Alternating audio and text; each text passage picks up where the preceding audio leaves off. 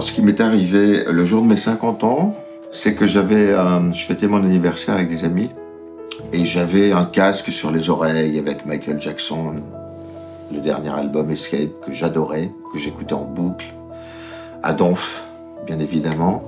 Il y a eu une dispute et il y a une bouteille qui a traversé le champ et je me la suis pris en pleine tête. Bouteille de bière. Voilà, je me suis réveillé le lendemain. Jackson avait totalement disparu et j'avais un bruit dans la tête que je n'arrivais pas à identifier, tout simplement parce que je ne savais pas ce que c'était.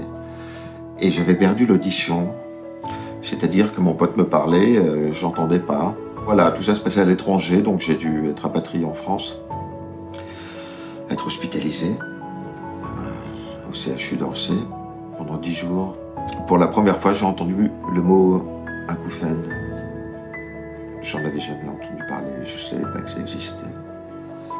Je vais vous expliquer ce qu'est ma propre définition de mon acouphène, parce que bien évidemment, je ne peux pas vous parler de l'acouphène du voisin. Boeing 747 en phase de décollage. Voilà. J'ai ça dans la tête du matin au soir. Ça a commencé en 2014 jusqu'en 2016, où je n'ai eu aucun traitement, puisqu'il n'y a pas de traitement pour les acouphènes. On a essayé de m'appareiller, mais ça n'était absolument pas possible. Au bout de 2 ans et demi, j'ai rencontré le plus grand professeur. Donc Bruno Frachet a vu tout de suite que je n'étais pas le bon client pour l'implant. J'étais trop rebelle, trop engagé, trop pas ce qu'il fallait. En revanche, il m'a dit on va essayer une molécule parce que je pense que vous avez été victime d'un choc traumatique. C'est-à-dire que cette bouteille-là, elle est allée directement taper sur le nerf auditif, d'où les acouphènes. Donc il m'a donné une molécule. Je ne vous donnerai pas le nom parce que je n'ai pas envie que tous les gens sautent sur cette molécule. Bien sûr. Il faut simplement savoir qu'elle est liée à l'épilepsie sur le nerf auditif. D'accord. Voilà. Cette molécule s'est avérée très efficace au bout de 2 heures. Je n'avais plus d'hyperacousie. Bon, à partir de cette molécule que Frachet m'a prescrit, je n'avais plus d'hyperacousie et mes acouphènes ont fait un recul de plus de la moitié. D'accord. Je vous raconte pas, au bout de 2 ans et demi, le soulagement que ça a été pour moi. Donc là, à l'heure où je vous parle, je suis toujours suivi par le professeur Frachet. Ma vie change. Le désert s'installe autour de soi. Pourquoi? Parce que quand on devient sourd, qu'on perd l'audition et qu'on a des acouphènes, il faut savoir que les acouphènes sont directement reliés au système émotionnel. Donc, ce qui signifie qu'il faut éviter toute violence. Les violences dans ma vie, je ne peux pas parler des autres, mais dans ma vie de personne acouphénique, sont très violentes. J'ai besoin de beaucoup de douceur dans ma vie. Ce qui fait que les gens qui vous entourent et qui vous connaissent depuis des années vous trouvent certainement trop changé à leur goût. Ce qui fait que ceux qui ne vous aiment pas suffisamment s'en vont. Ça, c'est une réalité. La deuxième, c'est que bien évidemment, j'ai dû arrêter de faire mon métier. Moi, mon métier, c'était ma vie. Je suis arrivé dedans tout à fait par hasard, parce que je n'avais pas de famille du tout dans ce milieu. Il se trouve que j'ai quand même énormément travaillé. C'était un vrai bonheur. Ça s'arrête aussi, parce que je ne peux plus exercer mon métier en collégial. Hein? On vit dans une bulle.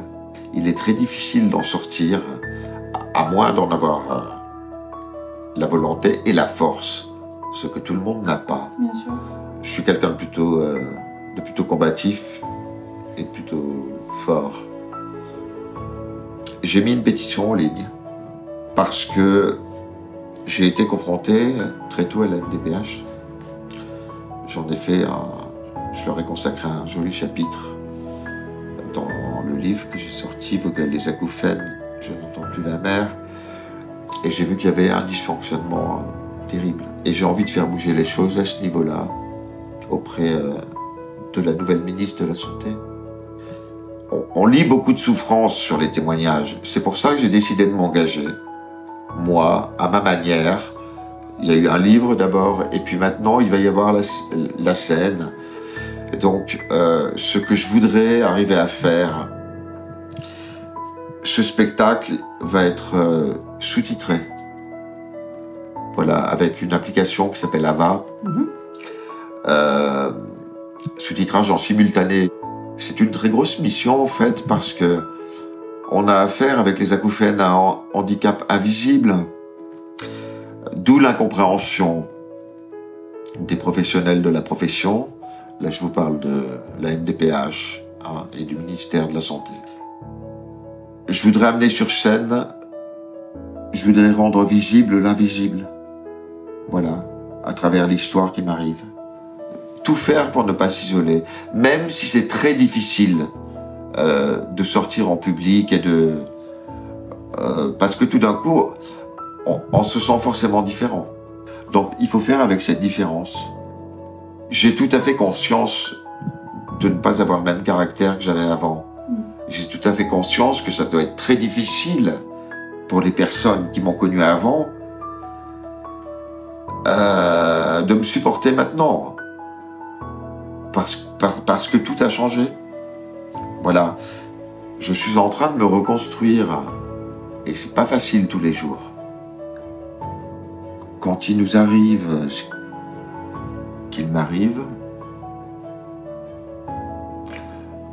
la vie est en combat, en règle générale. Qu'est-ce que serait la vie si on n'avait pas de combat à mener? Voilà. Donc, la vie est en combat. En fait, être acouphénique et avoir perdu ses sons, c'est comme si on avait une feuille de papier blanc chaque matin quand on se lève. Et il y a tout à réinventer chaque jour. Chaque jour. Il faut noircir la feuille. Chaque jour. Voilà. Mais c'est un truc de toutes les minutes, de toutes les secondes. Mais il y a des petites éclaircies.